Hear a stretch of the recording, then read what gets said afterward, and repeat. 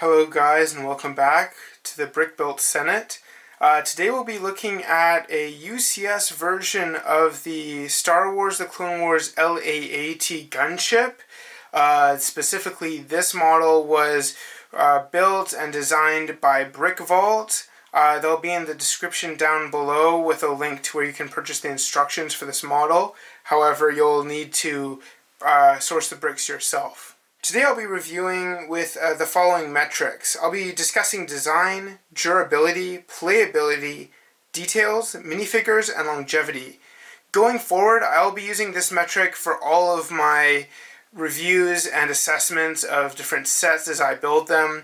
And for more, I will have a more detailed description below of how I judge sets. Moving on to the design, this is a fantastic model. It's truly beautiful, well designed, and really takes the art of Lego to a whole nother level. I'm going to move this around for you guys just a little bit so you can kind of see what I'm talking about. But it's truly an amazing design. It's really well put together, and it's really accurate to the on-screen model. If you watch Brickvault's video, you'll be able to see that it is in fact in minifigure scale.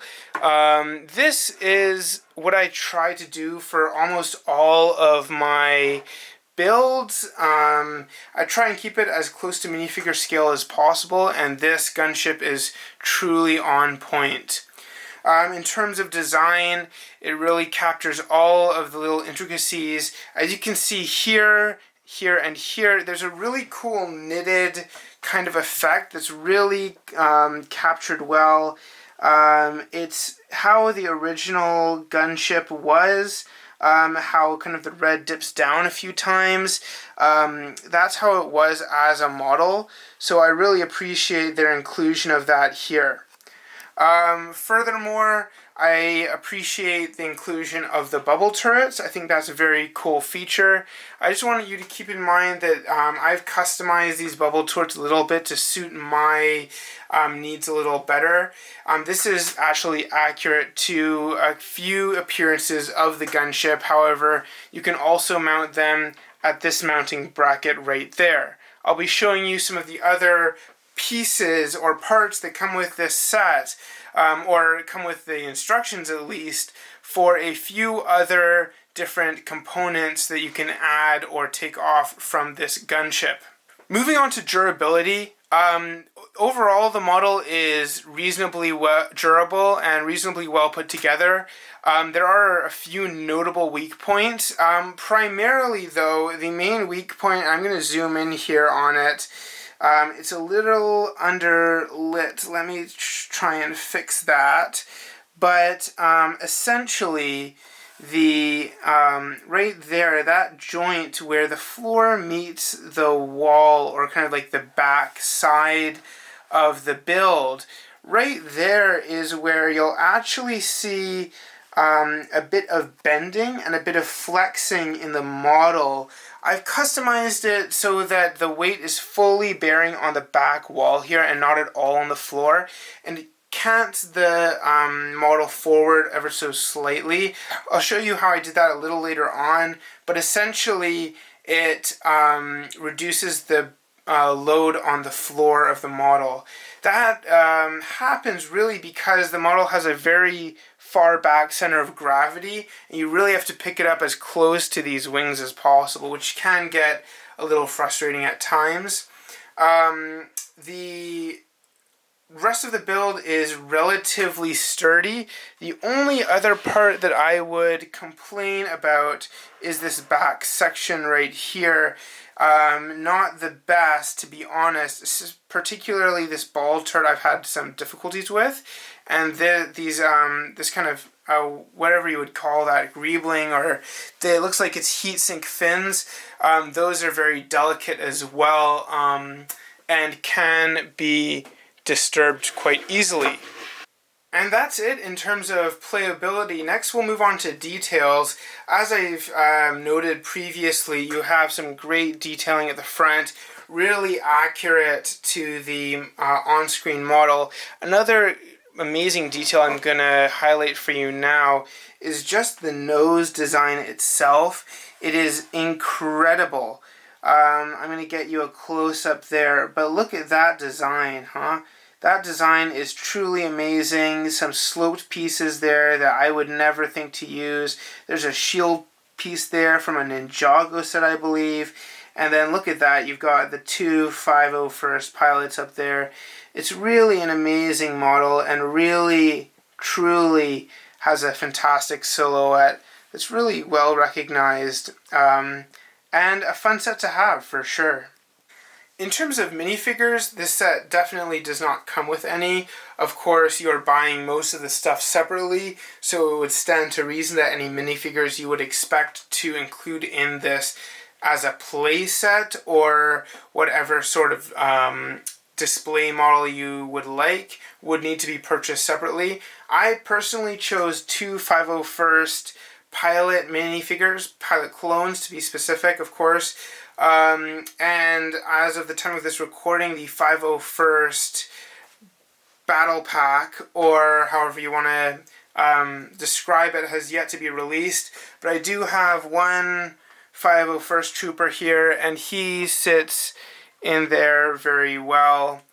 Let me get you a kind of a view of that a little bit, if I can. Of course, it's not the easiest here, but I do my best. But you can definitely see him in there. If I move this, maybe, yeah. So you can definitely see him in there a little bit, but there's definitely room for a bunch of different minifigures in there. I could fit up to 12 if you really stack him in there. Otherwise, you're going to be limited depending on your kind of minifigure spacing preferences. Of course, it wouldn't be L8AT Gunship if we didn't include Darth Maul from Season 7. He is kind of integral as part of the L8AT's kind of showcase there. And there he is. Happy as a clam, I guess, for now. But yeah, as you can see, it's truly, you can fit a lot of figures in there for sure. And I would guess that you could get several Jedi in there very happily as well. Our final metric here is going to be longevity, and I'm going to discuss kind of the legacy of this craft within the Star Wars community and the LEGO community specifically. Now, at the time of this recording, which is July of 2020, there is a rumored actual UCS LEGO set from the LEGO group that is slated to be released either in 2021 or very late in 2020, although I doubt it. But unfortunately, that is not going to be in minifigure scale, and the only other options you have for a minifigure scale gunship are the two LEGO playsets released by the LEGO group in years past. Now, the resale price on those, particularly sealed, is ridiculous right now, over $500 Canadian at least for a set. And while that is completely acceptable to pay if you would like to purchase that set, this is a great alternative. All told, this was still around $500 to build, including the two minifigures which I purchased. All these prices are in USD, by the way, for this portion of the review. And I find this to be a far superior set, a far superior model in most ways. Now, the only way that the other sets would best this in any regard would be in minifigures and durability. Now, the durability of that bottom hinge that I discussed earlier really does plague this set in terms of playability. It really makes it just kind of a do not touch, look only model. And it makes it a little difficult to play with, particularly if you're concerned about putting stress on those parts. Longevity-wise, I have made a modification that I'll show you shortly, and that really helps alleviate any stress that would be on those components. So with my modification, the long-term durability is completely fine. In terms of relatability to the set, I really believe that this set isn't going anywhere. This model as a piece of Star Wars lore is not going to go anywhere, and should remain both relevant and recognizable for a long time. One final note I'd like to highlight before I'm giving my final thoughts is the modification I made. Now you'll see two 1x3 white pieces, both there and there. Now those are not called for in the set. I have two studs out of the three contacting the very bottom of where you see them attached.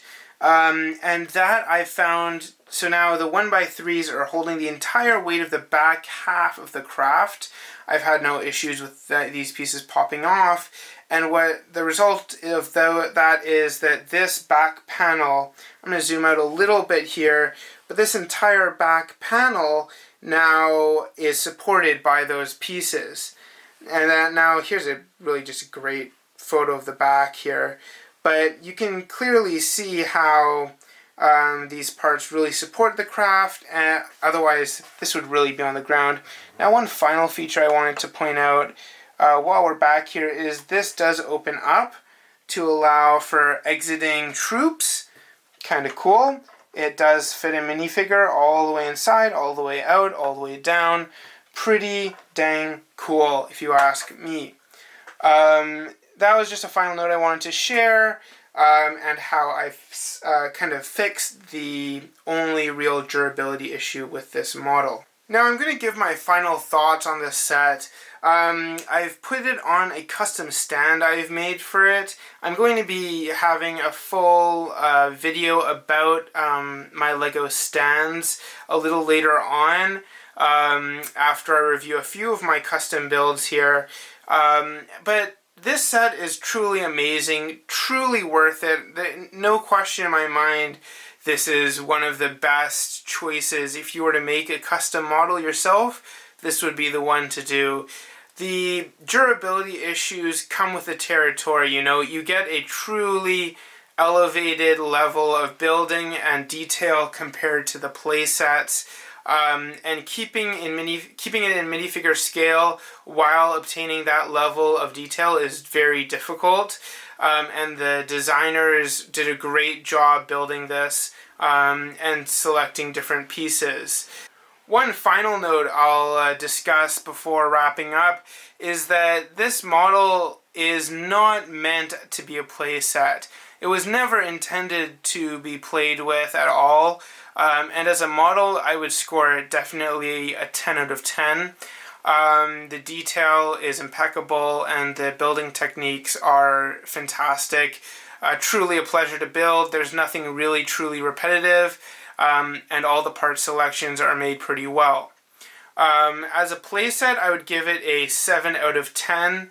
The fact that it isn't the most durable thing in the world really plagues it in the playability standpoint. However, I also, again, want to emphasize this is not intended to be a play set. It's not intended to be played with at all, and really it should just be durable enough to endure some posing of minifigures in and around the set, which it is more than capable of.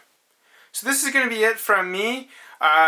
Enjoy some other of my videos. I'm going to be putting out more of the custom builds that I do, Brickvault and otherwise, over the next few weeks. You'll see a few other Brickvault MOCs being reviewed here shortly, and some other treats along the way. I'll see you next time. Brick Senate out.